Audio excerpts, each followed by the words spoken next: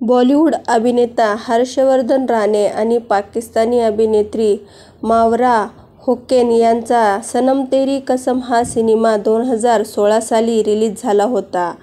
जेव्हा बॉक्स ऑफिसवर या सिनेमाची म्हणावी तेवढी जादू पाहायला मिळाली नाही, मात्र सोशल मीडियावर सिनेमाची गाणी, त्यातील संवाद गेल्या काही वर्षात चांगलाच हिट ठरला आहे. या सिनेमाचा एक मोठा चाहता वर्ग तयार झाला होता आणि याचाच फायदा सिनेमाच्या रिलीजला पाहायला मिळाला होता.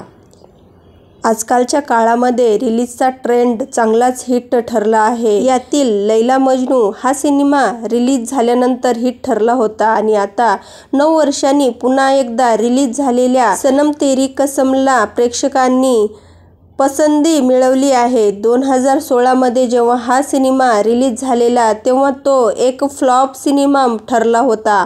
आता मात्र चित्र बदलले. अलीकडेच रिलीज झालेला स्काय फोर्स देवा या चित्रपटांनाही सनम तेरी कसम तगडी टक्कर देत असून या वर्षातील हिट सिनेमा ठरण्याकडे वाटचाल सुरू आहे. सनम तेरी कसम 7 फेब्रुवारी 2025 रोजी पुन्हा रिलीज झाला आहे. या सिनेमा व सिनेमातील गाणी प्रेक्षकांना खूप आवडत आहेत.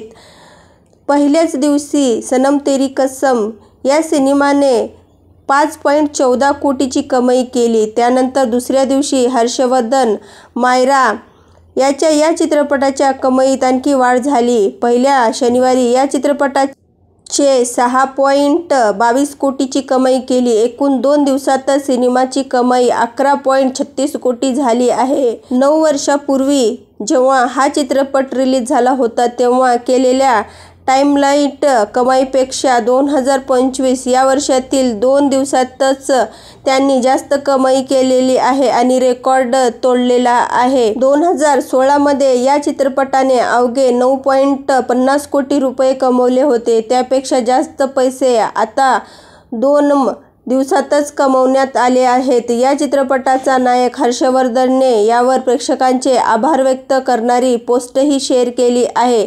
तसेच अभिनेत्री मायराचा या सिनेमाच्या प्रमोशनमध्ये किंवा रिलीजच्या प्रक्रियेत कुठेही सहभाग नसला तरीही तिने इंस्टाग्राम स्टोरीमधून आनंद व्यक्त केलेला आहे. तिचा सिनेमा 9 वर्षांनी प्रेक्षकांना प्रेम मिळालेलं दिसत आहे. तर तुम्ही सनम तेरी कसम व सनम तेरी कसम 2 हा चित्रपट पाहिला आहे का? या चित्रपटातील तुम्हाला कोणती कोणती गाणी आवडतात हे नक्की कमेंटमध्ये सांगा. आणि आतापर्यंत एकटा जीव सदाशिव या चॅनलला सबस्क्राईब केलं नसेल तर नक्कीच सबस्क्राईब करून घ्या आणि हो, बेल आयकॉन प्रेस करायलाही विसरू नका. धन्यवाद.